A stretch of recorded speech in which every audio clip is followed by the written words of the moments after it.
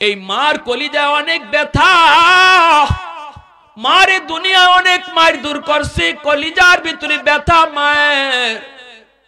মরার আগের দিনটা তো মারে মারছে, মরণের সময়টাতে মায় তার মাপ দেয় নাই। আমি আল্লাহ তাকায় রইছিলাম, মা মৃত্যুর সময়টা তো মায় তারে মাপ দিলাই কিনা। আমি আল্লাহ দেখতেছিলাম মরণের সময়টাতে সন্তানের যখন রূহটা বাইর হয়, এই সময়টা তো মায় তারে মাপ দিলাই কিনা। কিন্তু এত কষ্ট মারে দিছে বন্ধু, এত নির্যাতন মারে করছে, মৌতের কষ্টটা দেখার পরও কিন্তু মা সন্তানরে মাপ দিছে না, সন্তানেও মার কাছ থেকে মাপ নিছে না। এজন্য আমি আল্লাহ সিদ্ধান্ত নিয়েছি, যতক্ষণ পর্যন্ত মায় তারে মাফ না দিব, আমি তোমার সুপারিশ কবুল করব না। এবার আমারে তুমি বলো, আমার রহমতের নবীর সুপারিশ কবুল হয় না, সেখানে আব্দুল কাদের জিলানী মঈনুদ্দিন চিশতিরে ঘরে আন্না যদি দাওয়াত করাও, দাওয়াত খাওয়াও, হাত উঠায় তারা, মার কলিজায় যদি ব্যথা থাকে, তাদের দোয়া কি কবুল হইব? কারণ হাজারো আব্দুল কাদের জিলানী আমার নবীর পায়ের ধুলার সমানও না। আওয়াজ দেখো ঠিক কিনা? হাজারো মঈনুদ্দিন চিশতি আমার নবীর পায়ের ধুলার সমানও না। সেখানে আমার নবীর সুপারিশ যেখানে কবুল হয় না,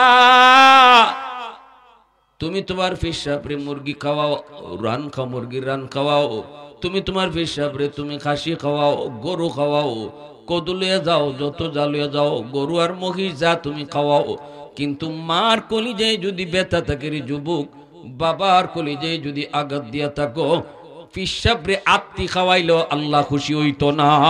দিনের নবী মায়ের নবী চিন্তায় পড়ে গেলেন। আল্লাহ পাকের কথা শোনা মাত্রই নবীজি চিন্তায় পড়ে গেলেন, তাহলে এই যুবকের আযাব কেমনে বন্ধ করব, কেমনে আযাব বন্ধ করাবো, কেমনে করাবো? আমি তো রহমতের নবী, উম্মতের কান্ডারি নবী, আমি কেমন করে এই যুবকের আযাব দেখার পরও চলে যাই? আল্লাহ তো জানায় দিয়েছে, মায় মাফ না করলে আমার সুপারিশ আল্লাহ কবুল করতো না। এইবার নবীজি চিন্তায় পড়ে গেলেন। নবীজি সাহাবায়ে কেরামদেরকে বলেন, সাহাবীরা রে, দৌড়ে যাও, তার মাকে যে আমি নবীর সালাম জানাও। নবীজির সালাম জানাইতেই মহিলা এখানে চলে আসলো। নবীজি বলতেছেন, মা গো, কবরটা তুমি চিনোনি? মহিলা কই, চিনি গো নবীটা আমার ছেলের কবর। আল্লাহর নবী কই, মা গো, এটা তোমার সন্তানের? বলে হ। কয়দিন আগে মারা গেছে? কয় এতদিন আগে। আল্লাহর নবী কই, মা গো, সন্তান বুঝি তোমারে অনেক কষ্ট দিয়েছে, সন্তান বুঝি তোমার কলিজায় অনেক আঘাত দিয়েছে, শারীরিক নির্যাতন বুঝি করছে, যার কারণে তোমার কলিজায় অনেক ব্যথা। মরণের সময়টাতেও তুমি তোমার সন্তানরে মাপ দেও নেই। বিষয়টা আমাকে জানাইছে আমার মালিক, যার কারণে তোমার ছেলে কবরের মধ্যে আযাব, জাহান্নামের আগুনে পুড়তেছে, সাপের কামড় খাইতেছে, চিৎকার করে মা মা কয়ে কাঁদতেছে। আমি রহমতের নবী তার পাশ দিয়ে কেমনে যাব গো? একটু সুপারিশ না করে কেমনে যাই? আমি তো তার জন্য আল্লাহর কাছে একটু হাত উঠাইছিলাম, কিন্তু মালিক একবার, দুইবার, তিনবারই আমার হাত ফিরাই দিছে। আল্লাহ পাক সাফ সাফ জানাই দিছে, মা তুমি যতক্ষণ পর্যন্ত তুমি তারে মাপ না দিবা, ততক্ষণ আল্লাহ তার আযাব বন্ধ করবে না। মা গো, আমি নবী তোমার কাছে সুপারিশ করি গো মা, সন্তান কষ্ট দিয়ে ফেলছে না বুঝা, আজকে এই কষ্টের কারণে কবরে আযাব ভোগ করে। আমি রহমতের নবী তোমার কাছে সুপারিশ করি, মা তুমি তারে মাফ করে দাও, তুমি মাফ না করলে আযাব বন্ধ হইতো না। আল্লাহর নবী যখন মহিলার কাছে সুপারিশ করে দিলায় মাফ দেওয়ার জন্য, সাথে সাথে মাথাটা নিচের দিকে দিয়ে দিছে। মাথাটা নিচের দিকে দেওয়ার কথা কয় না, চোখ থেকে দর দর করে পানি পড়তেছে। নবীজির সামনেই মায় কাঁদতেছে। এরপরে মা কান্দা কান্দা কই, নবী গো, কেমনে রে মাপ দিমু গো নবী, কেমনে রে মাপ দিমু গো নবী? এখনো আমার পিঠে মাইরের দাগ আছে, এখনো আমার পিঠে মাইরের দাগ, এখনো আমার হাড়ে হাড়ে ব্যথা গো নবী। বউয়ের কথা, বউয়ের কথায় আমি মার গায়ে হাত উঠাইতো, কেমনে আমি এর মাপ দিব না? না, আমি এর মাপ দিব না, মাপ দিব না। আল্লাহর নবী যখন দেখতেছেন মার দিল শক্ত হয়ে গেছে, মায় মাপ দিত না, নবীজির চোখ থেকে পানি ঝরতেছে, মায় কান্দে, নবীও কান্দে। এইবার নবীজি চিন্তায় পড়লেন, মালিক কেমনে কি করি গো মালিক, ও মালিক মার দিল তো অনেক শক্ত হয়ে গেছে, এই দিলের মালিক তো তুমি আল্লাহ, দিল নরম করা শুধু তোমার কাম, এটা মানুষের কাম না। আল্লাহ আমি একটা পথ তোমারে কয়া দিই, ও মালিক আমার মন বলে এই পথে আগাইলে মহিলার দিলটা নরম হইব। ও আল্লাহ কবরের আযাবটা তুমি আমারে যেভাবে দেখাইছো, এই যুবকের আযাব তুমি আমারে যেইভাবে দেখাইছো, এইভাবে মারেও তুমি দেখায়া দাও। কারণ আমি নবীর মন বলে, মা যদি নিজের চোখে সন্তানের আযাব নিজের চোখে দেখে, তাহলে মার দিলটা নরম হয়ে যাবে। কারণ পৃথিবীতে যত মা সন্তানের কষ্ট, মায় কিন্তু সরাসরি দেখলে সইতে পারে না। যতই কষ্ট দেখ সন্তানে, কিন্তু সন্তান বিপদে পড়লে সবার আগে মায়ের টের পায়। বিদেশ বাড়িতে সন্তানের যদি কোনো বিপদ হয়, ফোন আসার আগেই মার কলিজায় কামড় দিয়ে উঠে। আওয়াজ দিয়ে বলো ঠিক কিনা, ঠিক কিনা? যেই মাত্র আল্লাহ নবী কয়েন, মালিক তুমি আযাবটা মার চোখে দেখায় দাও। আল্লাহ পাক ওই দুস্থ তোমার এই সুপারিশটা আমি কবুল করলাম। যেইভাবে নবীরে আল্লাহ আযাব দেখায় দিছে, এইভাবে মার চোখেও আল্লাহ কবরের আযাবটা এবার দেখায় দিলাইছে, পর্দা আল্লাহ সরায় দিলাইছে। মা নিজের চোখে দেখতেছে সন্তানের আযাব, আগুনে পোড়ার দৃশ্য, সাপে কামড়ের দৃশ্য, আর চিল্লায়া চিল্লায়া মা মা কয়া কাঁদতেছে কাঁদতেছে। কারণ কবরে তারে সাপেও কইতেছে কেন কামড়াইতেছে, মার কারণে। কেন কামড়াইতে, কেন আগুনে পুড়তেছে, মারে কষ্ট দেওয়ার কারণে। চিল্লায়া চিল্লায়া মা মা কয়া কাঁদতেছে। এমনি মা দেখা মাত্রই মা কলিজা কামড় মারছে। মা ডাক দিয়া কই, নবী গো, গো নবীজি আমি মাফ করে দিছি গো নবী, আমি মাফ করে দিছি। মা মাফ করতে দেরি হয়েছে, আযাবটা বন্ধ হতে দেরি হয় নাই। পৃথিবীতে মায়ের মতো আপন কেউ হবে না, পৃথিবীতে মায়ের মতো আপন কেউ হবে না। তোমরা কোনোদিনও মায়েরই মনেতে কষ্ট দিও না, তোমরা কোনোদিনও মায়েরই মনেতে কষ্ট দিও না। পৃথিবীতে মায়ের মতো আপন কেউ হবে না, পৃথিবীতে মায়ের মতো আপন কেউ হবে না। তোমরা কোনোদিনও মায়েরই মনেতে কষ্ট দিও না। কত পাপী এমন আছে মাকে কষ্ট দেয়, মায়ের মনে কষ্ট দিয়ে অভিশাপ নেয়। মায়ের মনে কষ্ট দিলে খোদা যে সহে না, মায়ের মনে কষ্ট দিলে খোদা যে সহে না। তোমরা কোনোদিনও মায়েরই মনেতে কষ্ট দিও না, তোমরা কোনোদিনও মায়েরই মনেতে কষ্ট দিও না। করাচির হযরত হাকিম আক্তার সাহেব রাহিমাহুল্লাহ বহুত বড় বুজুর্গ, বহুত বড় আল্লাহর ওলি। করাচির মসজিদে তিনি নামাজ আদায় করতেছেন। এই অবস্থায় তিনি দেখলেন একজন যুবক বড় সুন্দর করে নামাজ আদায় করলো। যুবকের রুকু বড় সুন্দর, সেজদা বড় সুন্দর, যুবকের কোরআন তেলাওয়াতের আওয়াজ বড় সুন্দর। আল্লাহর ওলি ওই যুবকের নামাজ পড়াটা তিনি মুগ্ধ হলেন। কিন্তু তাকায় দেখেন যুবকের ডান হাত কাপড় দিয়ে পেঁচানো, ডান হাতটা কাপড় দিয়ে পেঁচানো। নামাজ শেষ হলে পরে যুবককে তিনি ডাক দিয়া বলতেছেন, যুবক বড় সুন্দর করে নামাজ আদায় করেছ, তোমার রুকু আমার বড় পছন্দ হয়েছে, সেজদাটাও বড় সুন্দর হয়েছে, কিন্তু আমার প্রশ্ন হলো ডান হাত কাপড় দিয়ে পেঁচায় রাখছো কেন রে? কেন তুমি ডান হাতটা কাপড় দিয়ে পেঁচায় রাখছো? এই কথা বলতেই যুবক কয়, আল্লাহর ওলি গো, আমার হাতের মধ্যে ফসা শুরু হয়েছে, ফসা। এই ফসা খালি দিন দিন উপরের দিকে উঠতেছে। ডাক্তার দেখায় কিন্তু রোগ ভালো হয় না। অ্যান্টিবায়োটিক, হাই অ্যান্টিবায়োটিক, কত রকমের ঔষধ তারা দিল, কিন্তু আমার হাতের পচন ভালো হয় না। কোনোভাবেই হাতের পচন ভালো হয় না, এত দুর্গন্ধ বের হয় গো। আমি যদি কাপড় দিয়ে পেঁচায় না রাখি, মসজিদের ভিতরে একজন মানুষও টিকতে পারবে না, এজন্য আমি কাপড় দিয়ে পেঁচায় রাখি। আল্লাহর ওলি তিনি বলতেছেন, বাবা অন্য দেশের ডাক্তার দেখাও না কেন?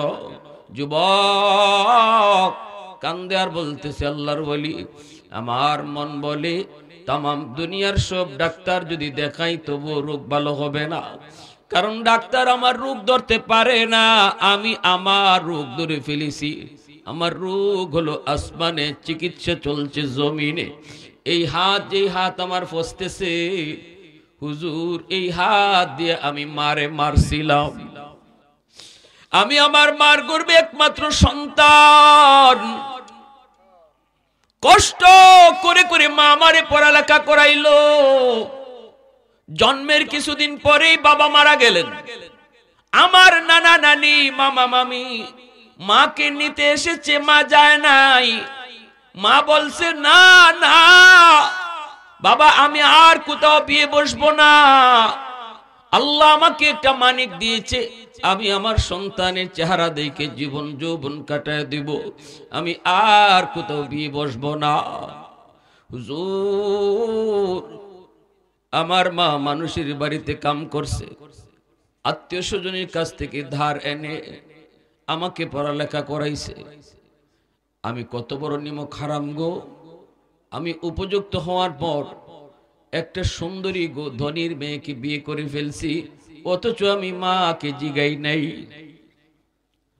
বাড়িতে আনার পর মা কইছে, বাজান বিয়ে করবি করবি অসুবিধা নাই, কিন্তু মারে তো জানাইতে পারতি। ঠিক আছে বাজান, কিন্তু মার একটা সন্দেহ, মার ভয় লেগে গেল। ধনীর মেয়ে গরিবের মারে কেমনে মা কুয়া ডাকবো গো, কেমনে আমার মা কুয়া ডাকবো? ছেলে কয়, মা টেনশন করবা না, আমি সব বলেছি, মা কোনো অসুবিধা নাই। কিন্তু হুজুর, আমার মা যেটা ভয় করেছিলেন এটাই হয়েছে। কিছুদিন পরেই আমার সুন্দরী বউ, শিক্ষিতা বউ, ধনীর মেয়ে আমার মাকে মা কয়া ডাকে না। অফিস থেকে আসলে পরে মার বিরুদ্ধে আমার কানে কানে নালিশ দেয়। প্রথম দিন, একদিন, 2 দিন আমি ধমক দিয়েছি, কিন্তু আমি তো তার প্রতি দুর্বল। এক পর্যায়ে আমি তার কথায় ফিরে গেছি। মার রুমে ডুইকা মারে বকাবকি শুরু করে দিয়েছি। মা কই, বাজান বউয়ের কথায় মারে বকিস না, আমি তোর বউয়ের সাথে কোনো ঝগড়া করি নাই, কোনো মারামারিও করি নাই, কোনো কাটাকাটিও করি নাই, কথার দিক দিক কোনো ঝগড়া করি নাই। কত কোথায় মা কইতো, হুজুর একদিন আমি অফিস থেকে এসেছি, আমার মাথাটা বড় গরম, এই গরম অবস্থায় আমার বউ আমার মাথাটা আরো গরম করে দিছে। এই পর্যায়ে গরম মাথা নিয়ে আমি মার রুমে যেয়ে ঢুকছি, ঢুইকা মারে বকাবকি কইরা, তোমার বিরুদ্ধে প্রতিদিন খালি বিচার বিচার, এই বইলাই আমি হাত দিয়ে মারে মাইর শুরু করছি। যেই মাত্র মার গায়ে হাত উঠাইলাম, এমনি মা চিৎকার দিয়া কয়, বাজান আজকে তুই মার গায়ে হাত উঠাই দিলি, এই হাতটা মা চুমায়া চুমায়া বড় করছি, এই হাতের মধ্যে শুধু মার চুমা লেগে আছে। বাজান এই দুনিয়াতে আমার কেউ নাই, কেউ নাই, আমার মা বাবা আত্মীয় স্বজন সব ছাড়ছি, শুধু তোর মুখের দিকে তাকাইয়া আজকে তুই বউয়ের কোথায় বুঝি মার গায়ে হাত উঠে দিলি। ঠিক আছে, এতটুকু যদি করতে পারছো, আল্লাহ যেন তোর এই হাত ফসায়া দেয়। সাথে সাথে হুজুর আমি টের পেয়েছি আমার পায়ের জমিনটা কাইপে উঠছে, পায়ের জমিনটার সাথে সাথে টের পাইছি কাইপে উঠছে। এরপরে মায় আরেকটা বুদ্ধি দিছে, তুই যেন আমার জানাজার নামাজ পড়তে না পারস, তুই যেন আমার জানাজার নামাজ পড়তে না পারস। হুজুর দুটা বুদ্ধি আমি টের পাইছি, তখনই টের পাইছি কবুল হয়ে গেছে। বেশ কিছুদিন পর অফিস থেকে খবর পাইলাম মা মারা গেল। জানাজা পড়ার জন্য আমি আপ্রাণ চেষ্টা করে গ্রামে আসতে চাইলাম, কিন্তু রাস্তাঘাটে এত সমস্যা হয়েছে, পৌঁছতে পৌঁছতে অনেক দেরি হয়ে গেল। অন্য কোনো দিন এত দেরি হয় না, এত ঝামেলা হয় না, এত সমস্যা হয় না। গ্রামে পৌঁছতে পৌঁছতে অনেক দেরি হয়ে গেল। গ্রামের মানুষ আমাকে সারাই মার জানাজা পড়ে ফেলেছে।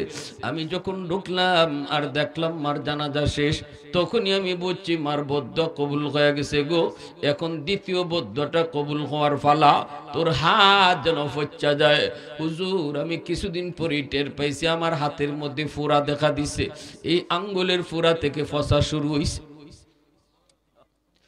এই ফসা শুধু দিন দিন দিন দিন শুধু উপরের দিকে উঠতেছে।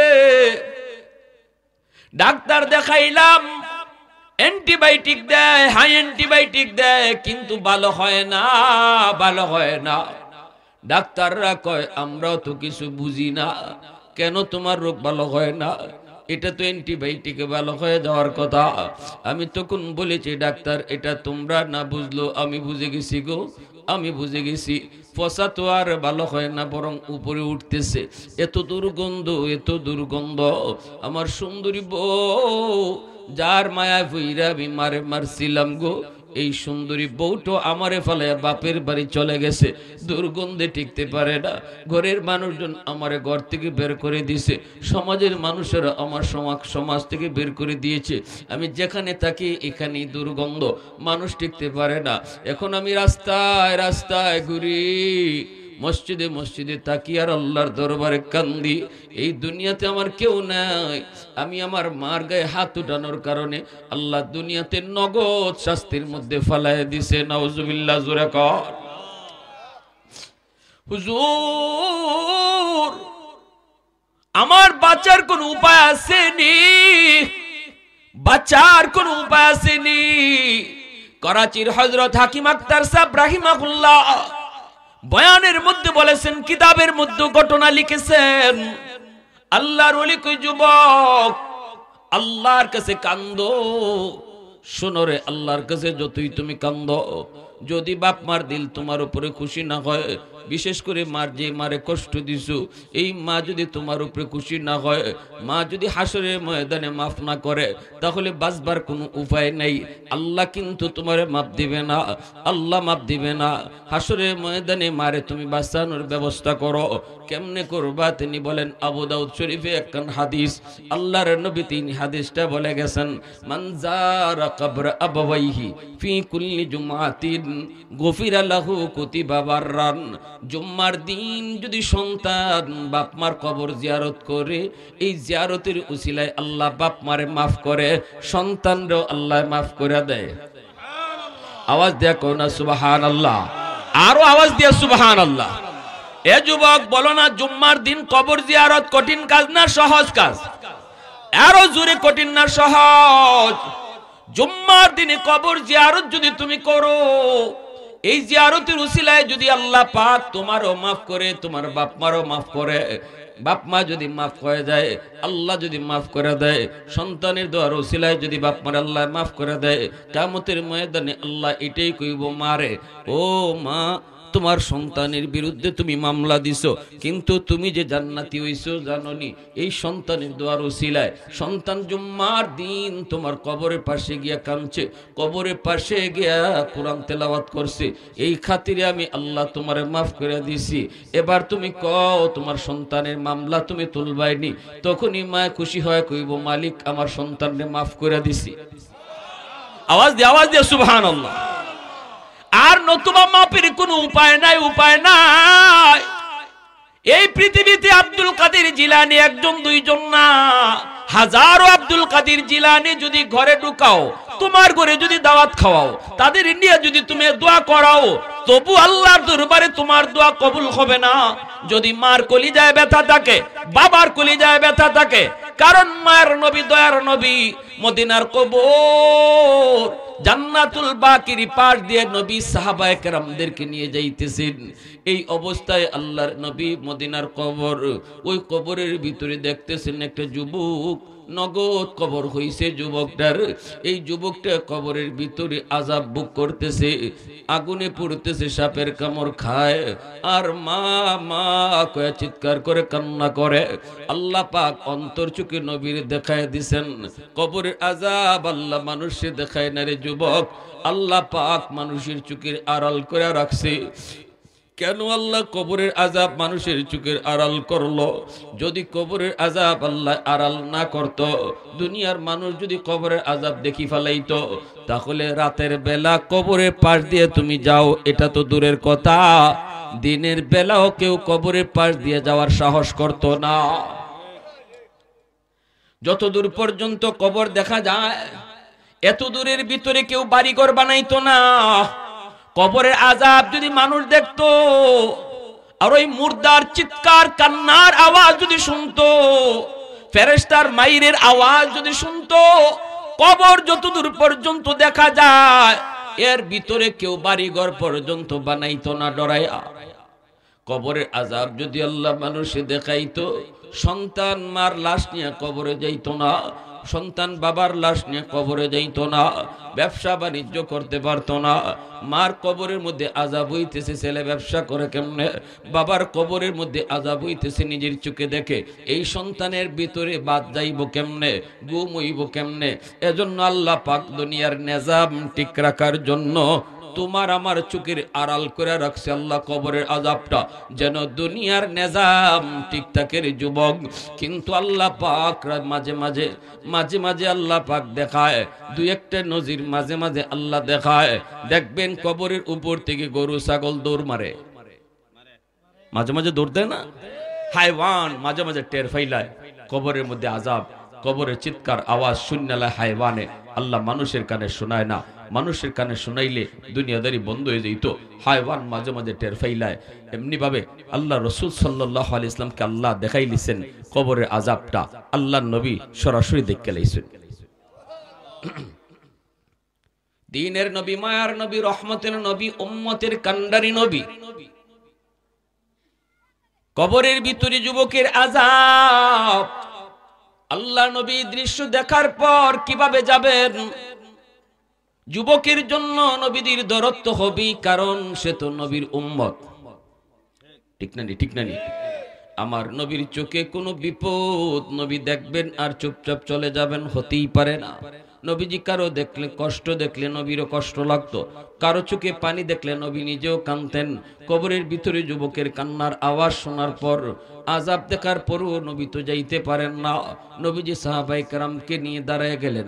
আল্লাহর নবী বলতেছেন, সাহাবীরা রে, আমি ওই যুবকের জন্য একটু আল্লাহর দরবারে সুপারিশ করব, তোমরা শুধু আমার সাথে আমিন আমিন বলবা। আমি আল্লাহর কাছে সুপারিশ করব, তোমরা শুধু আমিন আমিন বলবা। নবীজি হাত উঠায় দিয়েছেন, সাহাবীরা তো আযাব দেখেন না, নবীজি আযাব দেখতেছেন। নবীজি হাত উঠায় কই, মালিক, ও মালিক, তুমি তো আমাকে রহমতের নবী বলেছো, তুমি তো আমাকে দয়ার নবী বলেছো। আল্লাহ রহমতের নবী কবরের পাশ দিয়ে চলে যাবে, আর এই কবরের মধ্যে আযাব হবে, হয় না মালিক? হয় না। আল্লাহ তুমি তার আযাবটা বন্ধ করো। আল্লাহর নবী যখন কইছেন আযাব বন্ধ করো, সাহাবায়ে কেরাম সাথে সাথে বলছেন আমিন, আল্লাহ তুমি কবুল করো। কিন্তু যুবকের আযাব বন্ধ হলো না, যুবকের আযাব বন্ধ হলো না। নবীজি আবার হাত উঠায় দিয়েছেন, সাহাবায়ে কেরাম আবারও আমিন বলছেন, এইবারও যুবকের আযাব বন্ধ হলো না। আবারও রহমতের নবী হাত উঠাইছেন, দুইটা রহমতি হাত, এরপরও কিন্তু যুবকের আযাব বন্ধ হলো না। তিনবার নবী হাত উঠাইছেন। এ যুবক, একটু দিলটা নরম করে কথাগুলি একটু বোঝার চেষ্টা করো রে। কারে তুমি কষ্ট দিতেছ, কার কলিজায় তুমি আঘাত দিতেছ? দুনিয়ার সব মানুষই তুমি খুশি করলা, কিন্তু বাপ মারে যদি কষ্ট দেও, আল্লাহ তোমার উপর রাজি না। দুনিয়ার সব মানুষকে যদি তুমি রাজি করো, বাপ মারে যদি রাজি রাখতে না পারো, আল্লাহ রাসূল কই, রাদার রাব্বি ফি রাদাল ওয়ালিদাইন ওয়া সাকাতুর রাব্বি ফি সাকাতিল ওয়ালিদাইন। বাপ মা রাজি থাকলে আল্লাহ রাজি, বাপ মা নারাজ থাকলে আল্লাহ নারাজ। তামাম দুনিয়ার সব মানুষ তোমার উপরে রাজি, কিন্তু বাপ মা রাজি না। আল্লাহ কয়, আমিও তোর উপরে রাজি না। নামাজ পড়েও রাজি করাইতে পারবা না, বছরে বছরে হজ কইরেও আল্লাহকে রাজি করাইতে পারবা না, মসজিদ মাদ্রাসায় লক্ষ লক্ষ টাকা দান কইরেও আল্লাহকে রাজি করাইতে পারবা না। যদি বাপ মা রাজি না থাকে, কে রাজি না থাকলে? যখন কে রাজি না থাকলে, বাপ মা যদি রাজি না থাকে, আল্লাহ রাজি হবে না। রহমতের নবী হাত উঠাইছেন কয়বার? জোরে আওয়াজ দেয়া কয়বার? এরপর যুবকের আযাব বন্ধ হলো না, অথচ আমার নবীর হাতের দাম আসেনি না নাই? নবীজি একবার হাত উঠাইলি আল্লাহর দরবারে কবুল, নবীজি হাত উঠাইলি আল্লাহর দরবারে কবুল, ঠিক না নি? তাবুক যুদ্ধ থেকে নবী আসতেছেন, আমার নবীর হাতের দামটা বুঝাইবার লাগে একটা ঘটনা কই। তাবুক যুদ্ধ থেকে আসতেছেন ফিরা, নবীজি আসরের পর হযরত আলী রাদিয়াল্লাহু তাআলা আনহুকে বলতেছেন, আলী আমি বড় টায়ার্ড, আমি তোমার উরাতে একটু ঘুমাই। আলী বলেন, ইয়া রাসূলুল্লাহ ঘুমান। নবীজি হযরত আলী রাদিয়াল্লাহু তাআলা আনহুর উরাতের মধ্যে মাথা রেখে একটু বিশ্রাম নিছেন। হযরত আলী রাদিয়াল্লাহু তাআলা আনহু তিনি আসরের নামাজটা পড়েন নাই, ইনি ভাবছেন নবী তো একটু পরে উঠেই যাইবেন, এরপরে আমি আসরের নামাজটা পড়মুনে। কিন্তু দেখা যায় রসুল মাথা দিতেই রসুলের চোখ লাগিয়ে গেছে গা, নবীজি ঘুমায় গেছেন। এখন হযরত আলী রাদিয়াল্লাহু তাআলা টেনশনে পড়ছেন, ঘটনা কি? তাকায় দেখেন সূর্য লাল হয়ে গেছে, সূর্য ডুববে যাইব, আসরের নামাজ তার কাজা হয়ে যাইব। হযরত আলী পেরেশান হয়ে গেছেন, এখন কি করি? একদিকে আমার নামাজ কাজা হয়ে যেতেছে, আর একদিকে আমার রসুল আমার উরাতে ঘুমো, আমি কি নবী কি ঘুম ভাঙাবো নাকি আমি আমার নামাজ কাজা হয়ে যাইব? হযরত আলী তার মন রে জিগাইতেছেন, আলী ক তুই কি করবি? আলীর মন বল, আলীর মন জবাব দিতেছে, না রে আলী, নামাজ কাজা হয়ে যায় হয়ে যাক, তবু দু জাহানের বাদশার ঘুম ভাঙাবি না, দু জাহানের বাদশার ঘুম ভাঙাবি না। তোর উরাতে দু জাহানের বাদশা আরাম করে, নবীর আরামের খেয়াল কর, নামাজ কাজা হয়ে যায় হয়ে যাক। সূর্য ডুবে গেছে, নবীজির ঘুম ভাঙছে। আল্লাহ নবী ঘুম থেকে উঠতে হযরত আলীর চেহারার দিকে তাকায় দেখেন পেরেশান।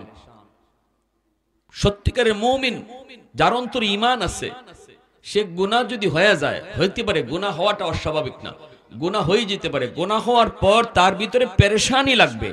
মাল ঈমান ইয়া রাসূলুল্লাহ, ইযা সাররাতকা হাসানাতুকা ওয়া ইযা সাআতকা সাইয়্যাতুকা ফাআনতা মুমিন। ঈমান কার আছে রাসূল স্কেল বলে দিবেন। গুনাহ হওয়ার পরে যার ভিতরে পেরেশানি লাগে আর নেক কাজ করলে যার অন্তরে আনন্দ লাগে, রাসূল কয় বুঝবাই তার ঈমান আছে। আর গুনাহ হওয়ার পরেও যার পেরেশানি লাগে না, বুঝবাই ঈমান নাই। এবার এখন আমরা প্রত্যেকেই যার যার ঈমান মাপতে পারবো, আমার অন্তরে ঈমান আছে না নাই। কিছু মানুষ আছে গুনাহ কইরা একদম ড্যাম কেয়ার চলতেছে, ফজরের নামাজ নাই, জোহরের নামাজ নাই, কোনো পেরেশানি নাই তার, এইভাবেই চলতেছে। কিন্তু এই যে মানুষটা গুনাহ হওয়ার পরেও কোনো চিন্তা নাই, নো চিন্তা, আর ওপেন ঘুরতেছে, পেরেশানি নাই, আল্লাহ রাসূল কয় এটাই আলামত তার ঈমান নাই, ঈমান নাই, ঈমান নাই। আর গুনাহ যদি হঠাৎ হয়ে যায়, হাই হাই আমি এটা কি করলাম, হাই হাই আমার নামাজ কাজা হয়ে গেছে, আল্লাহ আল্লাহ আমি তো কইতাম পারছি না, আল্লাহ নামাজটা কাজা হয়ে গেছে, সাথে সাথে দ্রুত নামাজটা কাজা করে লইতেছে। আল্লাহ রাসূল কয় বুঝবাই তার ঈমান আছে, ঈমান আছে, ঈমান আছে। সুবহানাল্লাহ, জোরে বলেন। এটা ঈমানের স্কেল। আলী রাদিয়াল্লাহু তাআলার চেহারার মধ্যে পেরেশানি আসবেই তো, কত বড় ঈমান ওয়ালা, পেরেশানি আসছে। আল্লাহ রাসূল ঘুম ভাঙলো, নবীজির ঘুম ভাঙার পর নবী তাকায় দেখেন চেহারার মধ্যে বড় পেরেশানি। আল্লাহর নবী বলতেছেন, আলী রে এত পেরেশানি কেন, ঘটনা কি? আলী রাদিয়াল্লাহু তাআলা আনহু বলেন, নবী গো আমার আসরের নামাজ কাজা হয়ে গেছে। এবার নবীজি বলেন, আলী করছো কি, তুমি আমারে ডাক দিলা না কেন?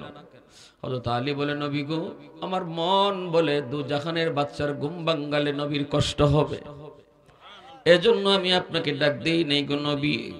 আল্লাহর নবী কথাটা শোনা মাত্রই নবীজি দুইটা হাত উঠায় দিয়েছেন। রদ্দের শামস নামক কিতাবের ভিতরে লিখছেন, নবীজি দুইটা হাত বাড়ায় বলতেছেন, মালিক, ও মালিক, আজ আমার আলী তার আসরের নামাজ কাজা হয়েছে নিজের কোনো দোষে নয়, তোমার বন্ধুর আরামের কারণে। আল্লাহু আকবার। আমার আলী কিন্তু নিজের দোষে নামাজ কাজা করে নাই গুণ, আল্লাহ ঘুমায়া নামাজ কাজা করে নেই, নিজের কাজে নামাজ কাজা করে নেই, দোকানদারি করতে গিয়ে নামাজ কাজা করে নেই, কাজা হইছে তোমার বন্ধুর একটু আরামের কারণে, তোমার বন্ধুর একটু আরামের কারণে। ও মালিক, যদি এমনই হয় তোমার সূর্য ডুবলো কেন? সূর্য তো তোমার কথায় উঠে ডুবে, তোমার সূর্য ডুবলো কেন? আল্লাহু আকবার, জোরে কও। আজ যদি আমার আলী তোমার দুস্তের আরামের কারণে তার নামাজ কাজা হইল, সূর্য কেন ডুবলো? সূর্য আরো আকাশে উঠায় রাখলা না কেন? সূর্য তুমি আকাশে আটকায় রাখলাই না কেন? আল্লাহ আমি মানি না, মানি না, মানি না। আমার আলীর নামাজ কাজা হইতেই পারে না, আমার আলীর নামাজ কাজা হইতেই পারে না। হাত দুইটা উঠায় দিলাম, আমার হাত উপরে থাকতে থাকতে ডুবন্ত সূর্য আবার আকাশে উঠাও। আমার হাত উপরে থাকতে থাকতে ডুবন্ত সূর্য উঠাও। রদ্দে শামস নামক কিতাবের ভিতরে লিখেন, নবীজির হাত উপরে থাকতে থাকতে আল্লাহ পাক ডুবে যাওয়া সূর্য আবার আকাশে উঠায় দিয়েছেন।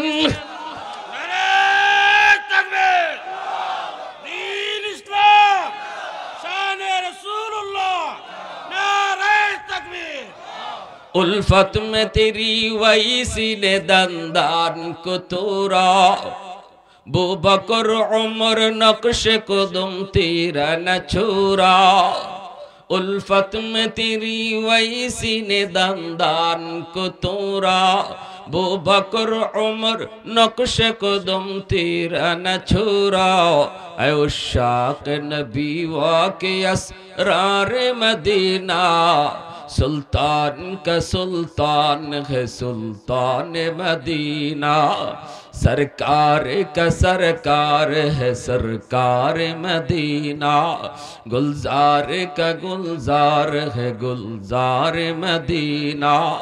अल्लाह ने मक्का ही में ये काबा बनाया, इस काबा का काबा तेरी मरकद को बनाया। मुसलमानेर आवाज़े अल्लाहु अकबर, आरो जोरे अल्लाहु अकबर। अल्लाह ने मक्का ही में ये काबा बनाया, इस काबा का काबा तेरी मरकद को बनाया। ऐसा लम्हा जी चले जा राह मदीना, सुल्तान का सुल्तान है सुल्तान मदीना। सरकार का सरकार है सरकार मदीना, गुलजार का गुलजार है गुलजार मदीना। मुसलमानेर आवाज़े अल्लाहु अकबर। তাহলে নবীর হাতের দাম আসেনি না নাই? আল্লাহর নবীর হাতের দাম আসেনি না নাই? এইদিকে কিন্তু নবীজি ওই যুবকের জন্য একবার নয়, দুইবার নয়, তিনবার হাত উঠাইছেন। কিন্তু এরপরও নবীর হাতের দাম কদ্দুর? আল্লাহ তো দোয়া কবুল করে না। নবীজি টেনশনে পড়ে গেছেন, ও মালিক আমার কি কোনো দোষ নাকি? আমার হাতের দাম কি কমে গেল নাকি? আল্লাহ আমি কোথায় কোন ভুল করলাম? আল্লাহ তুমি কি আমার উপরে নারাজ? আল্লাহ আমি কি তোমাকে নারাজ করে ফেলেছি? আল্লাহ পাক রব্বুল আলামিন তখন জানায়, বন্ধু তুমি আমাকে নারাজ করো নাই, আমি তোমার উপর নারাজ নই। ও বন্ধু হাতের দাম কমে নাই, কমে নাই, হাতের দাম এখনো আছে। গন্ডগোল হলো যেই যুবক কবরে আযাব ভোগ করে বন্ধু, এই যুবকের মা এখনো দুনিয়ায় জীবিত। এই মার কলিজায় অনেক ব্যথা, মারে দুনিয়া অনেক মার দূর করছে, কলিজার ভিতরে ব্যথা মায়ের। মরার আগের দিনটা তো মারে মারছে, মরণের সময়টাতে মা তার মাপ দেয় নাই। আমি আল্লাহ তাকায় রইছিলাম, মা মৃত্যুর সময়টা তো মা তার মাপ দিলাই কিনা।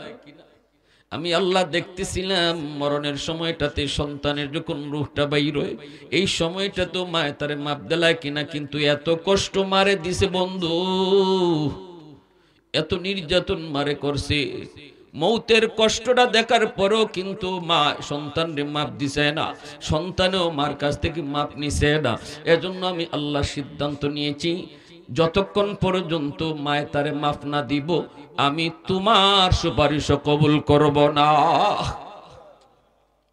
এবার আমারে তুমি বলো, আমার রহমতের নবীর সুপারিশ কবুল হয় না, সেখানে আব্দুল কাদের জিলানী মঈনুদ্দিন চিশতিরে ঘরে আন্না যদি দাওয়াত করাও, দাওয়াত খাওয়াও, হাত উঠায় তারা, মার কলিজায় যদি ব্যথা থাকে তাদের দোয়া কি কবুল হইব? কারণ হাজারো আব্দুল কাদের জিলানী আমার নবীর পায়ের ধুলার সমানও না। আওয়াজ দেখো ঠিক কিনা? হাজারো মঈনুদ্দিন চিশতি আমার নবীর পায়ের ধুলার সমানও না। সেখানে আমার নবীর সুপারিশ যেখানে কবুল হয় না, তুমি তোমার পেশাবরে মুরগি খাওয়াও, রান খাও, মুরগির রান খাওয়াও, তুমি তোমার পেশাবরে তুমি খাসি খাওয়াও, গরু খাওয়াও, কদুলিয়া যাও, যত জালিয়া যাও, গরু আর মহিষ যা তুমি খাওয়াও, কিন্তু মার কলিজায় যদি ব্যথা থাকে রে যুবক, বাবার কলিজে যদি আঘাত দিয়া থাকো, পিসাবরে আত্মি খাওয়াইলো আল্লাহ খুশি হইতো না। পিসাব যদি হক্কানি পীর হয়, খাঁটি আল্লাহওয়ালা হয়, খুশি করো। শরীয়তের বিধান আমরা এটা বলি যে হ্যাঁ হক্কানি পীরদের কাছে যাইবা। কেন? জাহান তোমারে আখিরাতে তরাইব এই নিয়তে না। হক্কানি পীর বুজুর্গদের কাছে যাওয়া বায়াত হওয়ার উদ্দেশ্য হইল ইনি আমারে আমলের লাইন বলায় দিব, আমারে জান্নাতে যাওয়ার পথ দেখাইয়ে দিব। পিসাবে জান্নাতও নিত না, পিসাবের কাম হইল জান্নাতে যাওয়ার পথ দেখাইয়ে দেওয়া। এই নিয়তে হক্কানি পীর বুজুর্গের কাছে যাইবা। ফিরে ফার করার ক্ষমতা নাই। এইটা হইল আকীদা, সহি বিশ্বাস। যদি হক্কানি পীর বুজুর্গ হয় তাদের কাছে যাইবা, তাদেরকে খুশি করবা, তাদের দোয়া নিবা, অসুবিধা নাই। কিন্তু পিসাব খুশি থাকলে আল্লাহ খুশি হাদিস পাই নাই আমরা। হাদিস পেয়েছি বাপ মা খুশি থাকলে আল্লাহ খুশি। শ্বশুর শাশুড়ি ও বাপ মা, শ্বশুর শাশুড়িরে খুশি করো, অসুবিধা নাই। এটাও শরীয়তের বিধান, এটাও সওয়াবের কাম। শ্বশুর বাড়িতে যাইবাই, বল মাছ লইয়া যাও। শ্বশুর বাড়িতে যাইবাই, 10 কেজি মিষ্টি লইয়া যাও, অসুবিধা নাই, সওয়াব আছে। কিন্তু শ্বশুর শাশুড়ি খুশি থাকলে আল্লাহ খুশি হাদিস আমরা পাই নাই। হাদিস পেয়েছি বাপ মা খুশি থাকলে আল্লাহ খুশি। তাহলে আগে মারে এখালি কমলা খাওয়াও, তারপরে হৌরি তুমি খাসি খাওয়াও, ঠিক না নি? মারে এখালি কমলা খাওয়াও, তারপরে শাশুড়ির লাগি বল মাছ লইয়া যাও। কিন্তু মা এখালি কমলা পাইতো না, আর তুমি শাশুড়ির লাগি তুমি লইয়ে যাবে আঙ্গুর আরো কত কিছু, লাভ হইতো না। কষ্ট হইতেছে আপনাদের কি ভাই? কষ্ট হইতেছে? আল্লাহ আমাদেরকে বুঝদান করো, সবাই বলি আমিন। দ্বীনের নবী মায়ের নবী চিন্তায় পড়ে গেলেন। আল্লাহ পাকের কথা শোনা মাত্রই নবীজি চিন্তায় পড়ে গেলেন, তাহলে এই যুবকের আযাব কেমনে বন্ধ করব, কেমনে আযাব বন্ধ করাবো, কেমনে করাবো? আমি তো রহমতের নবী, উম্মতের কান্ডারি নবী, আমি কেমন করে এই যুবকের আযাব দেখার পরও চলে যাই? আল্লাহ তো জানায় দিয়েছে মায় মাফ না করলে আমার সুপারিশ আল্লাহ কবুল করতো না। এইবার নবীজি চিন্তায় পড়ে গেলেন। নবীজি সাহাবায়ে কেরামদেরকে বলেন, সাহাবীরা রে দৌড়ে যাও, তার মাকে যে আমি নবীর সালাম জানাও। নবীজির সালাম জানাইতেই মহিলা এখানে চলে আসলো। নবীজি বলতেছেন, মা গো কবরটা তুমি চিনোনি? মহিলা কই চিনি গো নবীটা আমার ছেলের কবর। আল্লাহর নবী কই, মা গো এটা তোমার সন্তানের? বলে হ। কয়দিন আগে মারা গেছে? কয় এতদিন আগে। আল্লাহর নবী কই, মা গো সন্তান বুঝি তোমারে অনেক কষ্ট দিয়েছে, সন্তান বুঝি তোমার কলিজায় অনেক আঘাত দিয়েছে, শারীরিক নির্যাতন বুঝি করছে, যার কারণে তোমার কলিজায় অনেক ব্যথা। মরণের সময়টাতেও তুমি তোমার সন্তানরে মাপ দেও নেই। বিষয়টা আমাকে জানাইছে আমার মালিক, যার কারণে তোমার ছেলে কবরের মধ্যে আযাব, জাহান্নামের আগুনে পুড়তেছে, সাপের কামড় খাইতেছে, চিৎকার করে মা মা কয়ে কাঁদতেছে। আমি রহমতের নবী তার পাশ দিয়ে কেমনে যাব গো? একটু সুপারিশ না করে কেমনে যাই? আমি তো তার জন্য আল্লাহর কাছে একটু হাত উঠাইছিলাম, কিন্তু মালিক একবার দুইবার তিনবারই আমার হাত ফিরাই দিছে। আল্লাহ পাক সাফ সাফ জানাই দিছে, মা তুমি যতক্ষণ পর্যন্ত তুমি তারে মাপ না দিবা ততক্ষণ আল্লাহ তার আযাব বন্ধ করবে না। মা গো আমি নবী তোমার কাছে সুপারিশ করি গো মা, সন্তান কষ্ট দিয়ে ফেলছে না বুঝা, আজকে এই কষ্টের কারণে কবরে আযাব ভোগ করে। আমি রহমতের নবী তোমার কাছে সুপারিশ করি, মা তুমি তারে মাফ করে দাও। তুমি মাফ না করলে আযাব বন্ধ হইতো না। আল্লাহর নবী যখন মহিলার কাছে সুপারিশ করেন মহিলায় মাফ দেওয়ার জন্য, সাথে সাথে মাথাটা নিচের দিকে দিয়ে দিছে। মাথাটা নিচের দিকে দেওয়ার কথা কয় না, চোখ থেকে দর দর করে পানি পড়তেছে। নবীজির সামনেই মায় কাঁদতেছে। এরপরে মায় কান্দা কান্দা কই, নবী গো কেমনে রে মাপ দিমু গো নবী, কেমনে রে মাপ দিমু গো নবী? এখনো আমার পিঠে মাইরের দাগ আছে, এখনো আমার পিঠে মাইরের দাগ, এখনো আমার হাড়ে হাড়ে ব্যথা গো নবী। বউয়ের কথা, বউয়ের কথায় আমি মার গায়ে হাত উঠাইতো, কেমনে আমি এর মাপ দিব না? না আমি এর মাপ দিব না, মাপ দিব না। আল্লাহর নবী যখন দেখতেছেন মার দিল শক্ত হয়ে গেছে, মায় মাপ দিত না, নবীজির চোখ থেকে পানি ঝরতেছে, মায় কান্দে, নবীও কান্দে। এইবার নবীজি চিন্তায় পড়লেন, মালিক কেমনে কি করি গো মালিক, ও মালিক মার দিল তো অনেক শক্ত হয়ে গেছে, এই দিলের মালিক তো তুমি আল্লাহ, দিল নরম করা শুধু তোমার কাম, এটা মানুষের কাম না। আল্লাহ আমি একটা পথ তোমারে কয়া দিই, ও মালিক আমার মন বলে এই পথে আগাইলে মহিলার দিলটা নরম হইব। ও আল্লাহ কবরের আযাবটা তুমি আমারে যেভাবে দেখাইছো, এই যুবকের আযাব তুমি আমারে যেইভাবে দেখাইছো, এইভাবে মারেও তুমি দেখায়া দাও। কারণ আমি নবীর মন বলে, মা যদি নিজের চোখে সন্তানের আযাব নিজের চোখে দেখে, তাহলে মার দিলটা নরম হয়ে যাবে। কারণ পৃথিবীতে যত মা সন্তানের কষ্ট, মায় কিন্তু সরাসরি দেখলে সইতে পারে না। যতই কষ্ট দেখ সন্তানে, কিন্তু সন্তান বিপদে পড়লে সবার আগে মায় টের পায়। বিদেশ বাড়িতে সন্তানের যদি কোনো বিপদ হয়, ফোন আসার আগেই মার কলিজায় কামড় দিয়ে উঠে। আওয়াজ দিয়া বলো ঠিক কিনা, ঠিক কিনা? যেই মাত্র আল্লাহ নবী কয়েন, মালিক তুমি আযাবটা মার চোখে দেখায় দাও। আল্লাহ পাক ওই দুস্থ তোমার এই সুপারিশটা আমি কবুল করলাম। যেইভাবে নবীরে আল্লাহ আযাব দেখায় দিছে, এইভাবে মার চোখেও আল্লাহ কবরের আযাবটা এবার দেখায় দিলাইছে, পর্দা আল্লাহ সরায় দিলাইছে। মা নিজের চোখে দেখতেছে সন্তানের আযাব, আগুনে পোড়ার দৃশ্য, সাপে কামড়ের দৃশ্য, আর চিল্লায়া চিল্লায়া মা মা কয়া কাঁদতেছে কাঁদতেছে। কারণ কবরে তারে সাপেও কইতেছে কেন কামড়াইতেছে, মার কারণে। কেন কামড়াইতে, কেন আগুনে পুড়তেছে, মারে কষ্ট দেওয়ার কারণে। চিল্লায়া চিল্লায়া মা মা কয়া কাঁদতেছে।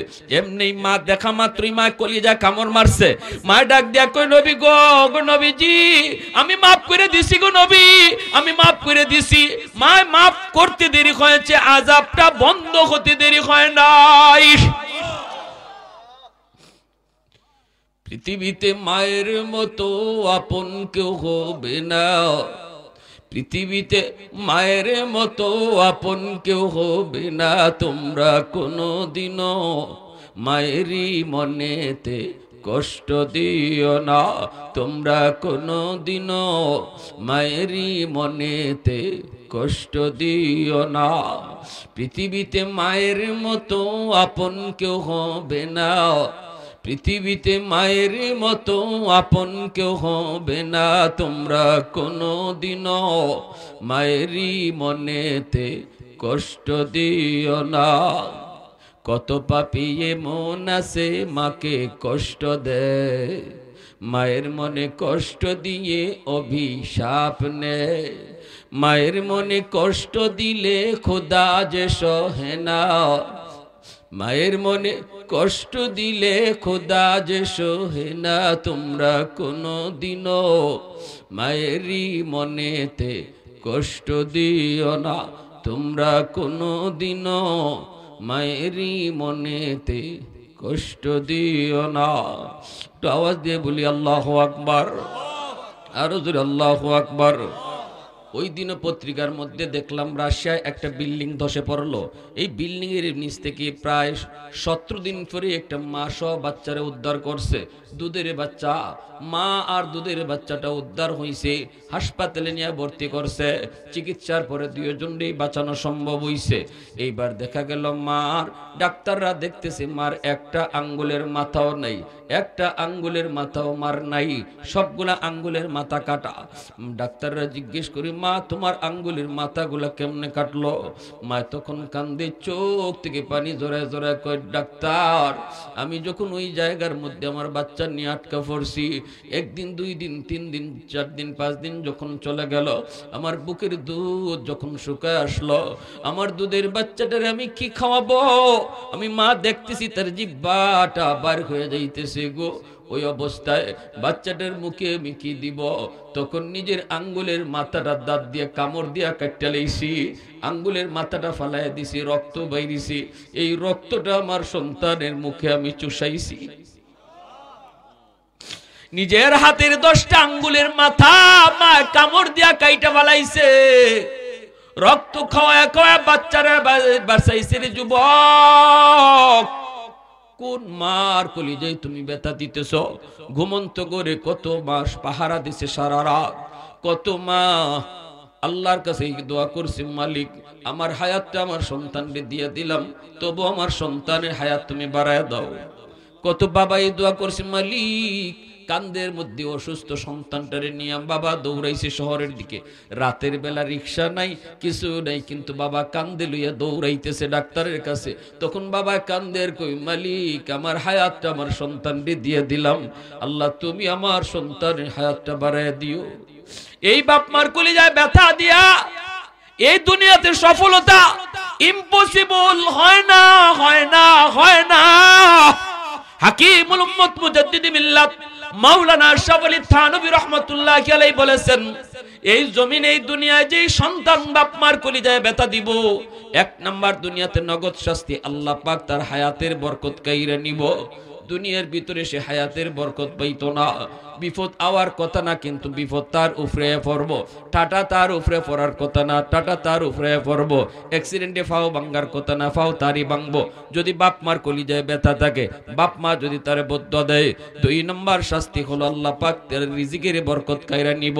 ব্যবসা করব, দুনিয়াদারি করব, কিন্তু ধরতে কিছুই পাইতো না, ধরতে কিছুই পাইতো না। দেখবো সব কিছু আছে, কিন্তু ধরতে কিছুই পাইতো না। 3 নম্বর থানভী রাহমাতুল্লাহি আলাইহি বলেন, 3 নম্বর হলো তার সন্তানও আল্লাহ পাক এরকম ভাবে বেয়াদব বানাইবো, আজকে যেইভাবে তার মারে তার বাবারে সে কষ্ট দেয়, 3 নম্বর শাস্তি হলো তার সন্তানও তার এইরকম দুনিয়াতে জ্বালাইবো। 4 নম্বর শাস্তি হলো দুনিয়াতেই আল্লাহ পাক তার বেইজ্জত করবো, বেইজ্জত, খালি বেইজ্জত হইব, বেইজ্জত হইব। আর যদি বাপ মার দোয়া নিয়ে চলে, তাকে আল্লাহ পাক দুনিয়াতে ইজ্জতের চেয়ারে আল্লাহ বসাইব। থানভী রাহমাতুল্লাহি আলাইহি বলছেন তার কিতাবের মধ্যে, যে সন্তান বাপ মার দোয়া নিয়ে চলবো, দুনিয়াতে আল্লাহ তারে দিন দিন খালি ইজ্জত বাড়াইবো, বাড়াইবো, বাড়াইবো। আর মরণের আগে আগে আল্লাহ তারে হজ্জে বাইতুল্লাহ নসিব করাইব। কেন? এটার ব্যাখ্যায় তিনি লিখছেন, কারণ এই সন্তান মা আর বাবার চেহারার দিকে দুনিয়াতে কতবার চাইছে মায়ার নজরে, কারণ সে তো বাপ মার সাথে ভালো সম্পর্ক রেখে চলছে। বাবা অসুস্থ হইছে, বাবা বৃদ্ধ হইছে, মুছ কাটতে গেলে টুট কেটে লায়, বাবা বৃদ্ধ হইছে, নখ কাটতে গেলে আঙ্গুল কেটে লায়। এই অবস্থায় তুমি সন্তান বাবার মুছটা কাটতে দাও, বাবার নখটা ফালাই দাও। ওই যে মুছ কাটতেছো, নখটা ফালাই দিতেছো, যতবার নজর বাবার চেহারার দিকে পড়ছে, ততবার আল্লাহ কবুল হজ আমল নামা উঠায় রাখছে। এজন্য থানভী রাহমাতুল্লাহি আলাইহি বলেন, ফেরেশতারা আল্লাহর কাছে আবদার করে, আল্লাহ তোমারই বান্দা বাপ মার চেহারার দিকে তাকাইয়া জীবনে বহু হজ কামাইলিছে, কিন্তু বাস্তব হজটা এখনো করছে না, হজের সওয়াব পাইলিছে। আল্লাহ আমরা ফেরেশতারা দোয়া করি, যে দুনিয়া থেকে এতগুলা হজের সওয়াব পাইছে, তুমি তারে বাস্তব হজ নসিব করে দাও। ফেরেশতারা দোয়া করে, ফেরেশতারা দোয়া করে। এজন্য মা ভক্ত, বাবা ভক্ত, সন্তান তার পয়সা কদ্দুর আল্লাহ এটা দেখে না, আল্লাহ তারে কোনো না কোনো সুরতে মক্কা মদিনা নিয়ে যায়। প্যারে হাজিরিন, এজন্যই তো আমি বলছিলাম, খাজা মঈন আজকে বলেন, জুনাইদ বাগদাদির কথা বলেন, বাইজিদ বুস্তামির কথা বলেন, ওয়াসকুরুনির কথা বলেন, বর্তমান জমানায় আমাদের যত আল্লাহ ওয়ালারা আছেন, যতজন গেছেন, প্রত্যেকে ওলি হইছেন বাপ মার দোয়ার উসিলায়। ঠিক না? জোরে বলেন। বাপ মার বদ্ধ থাকলে কেউ ওলি হইতে পারবো? তোমার আমার জীবনে আল্লাহ লাইট লাগাই দিছে, এই যে এখানে লাইট আছে, এই লাইট গুলা জ্বলবে না যদি পাওয়ার হাউস থেকে লাইন ওকে না করো। পাওয়ার হাউস থেকে যদি কারেন্টের লাইন ওকে করা হয়, লাইট জ্বলবে। ঠিক না? নি প্রতিটা মানুষের জীবনে আল্লাহ কিছু লাইট লাগাই দিছে, জ্বালায় দেয় নাই। আর জ্বালাইবার জন্য আল্লাহ বলছে, তুমিও তোমার জীবনের পাওয়ার হাউস থেকে লাইন ওকে করো। পাওয়ার হাউস থেকে লাইন ওকে না কইরা যতই গুতাগুতি করো, লাইন যদি এখানে কাটা থাকে, আপনি বাতি জ্বালাইবার লাগি স্ক্রু ড্রাইভার দিয়া 5 জন না 10 জনে মিললেও যদি লাইটে গুতাগুতি করেন, লাইট জ্বলবো? জোরে বলেন, জ্বলবো? জ্বলতো না। তোমার আমার জিন্দেগি তো আল্লাহ কিছু লাইট লাগাই দিছে, জ্বালায় দেয় নাই। আর ওই লাইট জ্বালাইতে হলে আল্লাহ বলছে পাওয়ার হাউস থেকে লাইন ওকে করো। সন্তানের সর্বপ্রথম পাওয়ার হাউস হলো মা বাবা। ওই বাপ মার দিক থেকে যদি লাইন ওকে থাকে তার জীবনের, আল্লাহ তার জিন্দেগির বাতি জ্বালায় দিব। 2 নাম্বার হলো তার মুরব্বী, এলাকার মুরব্বীরা তার জীবনের পাওয়ার হাউস। যেই যুবক মুরব্বিদের দোয়া নিয়ে চলবো তার জিন্দগির বাতি আল্লাহ জ্বালায় দেব। 3 নম্বর হলো উলামায়ে কেরাম, সমাজে উলামায়ে কেরাম অথবা যেই উলামায়ে কেরাম সামনে দেখবে, আলেম উলামাদেরকে শ্রদ্ধা ভরে যারা দেখবো, আলেমদেরকে যারা শ্রদ্ধা করব, অন্তর থেকে ভালোবাসবো, তার জীবনের পাওয়ার হাউসের লাইন ওকে। এই 3 জায়গা থেকে যার জীবনের লাইন ওকে থাকবো, আল্লাহ তার জীবনের বাতি জ্বালায় দেব। প্যারে হাজিরিন, এজন্য বলি বাতি কিন্তু আল্লাহ লাগায় দিছে, জ্বালায় দেয় নাই। জ্বালানোর দায়িত্ব আমার আপনার। বাপ মার সাথে বিয়াদবি কইরা, সমাজের মুরব্বিদের সাথে বিয়াদবি কইরা, আলেম উলামার অন্তরে কষ্ট দিয়া জীবনে কেউ কোনোদিন জীবনের বাতি জ্বালাইতে পারবে না। সাফ সাফ জানেন, বাতি জ্বলবে না, বাতি জ্বলবে না। প্যারে হাজিরিন, এজন্য বলছিলাম আমার যুবক ভাইরা, যৌবন কালটা আল্লাহর কাছে বড় দামি। এই যৌবনের ইবাদত একজন যুবককে যৌবনে ওলি বানায় দেয়। এই পৃথিবীতে যত ওলি হইছেন সবাই ওলি হইছেন যৌবন কালে। যৌবনের ইবাদত ওলি বানায়, যৌবনের ইবাদত ওলি বানায়। আর বয়স যত বাড়ে সম্মান আল্লাহ তত বাড়ায়, সম্মান তত বাড়ায়। যত বয়স বাড়বে ততই সম্মান আল্লাহ বাড়ায়। একজন যুবক যখন যৌবনে আল্লাহর গোলামি করে, বুড়া বয়সে যখন পারতো না, আল্লাহ তারে ঘরে বসাইয়া ওই ইবাদতের সওয়াব তারে দান করব। এটা পবিত্র কোরআনের সূরা 3 এর মধ্যে আল্লাহ 4টা কসম খেয়ে এই কথা বলছেন, ইল্লাল্লাযীনা আমানু ওয়া আমিলুস সালিহাত ফালাহুম আজরুন গায়রু মামনুন। যদি গায়ে শক্তি থাকা অবস্থায় আল্লাহর গোলামি ঠিকমতো করো, তাহলে যেই বয়সে গায়ে শক্তি থাকতো না, ফারতায় না, তুমি চেষ্টা করবাই মসজিদে গিয়ে নামাজ পড়ার, এরপরে ফারতায় না, গড় পড়তেছো, আল্লাহ পাক রব্বুল আলামিন 4টা কসম খায়া কয়, গড়ে নামাজ পড়লেও তারে আমল নামায় মসজিদে জামাতের সওয়াব দান করবে।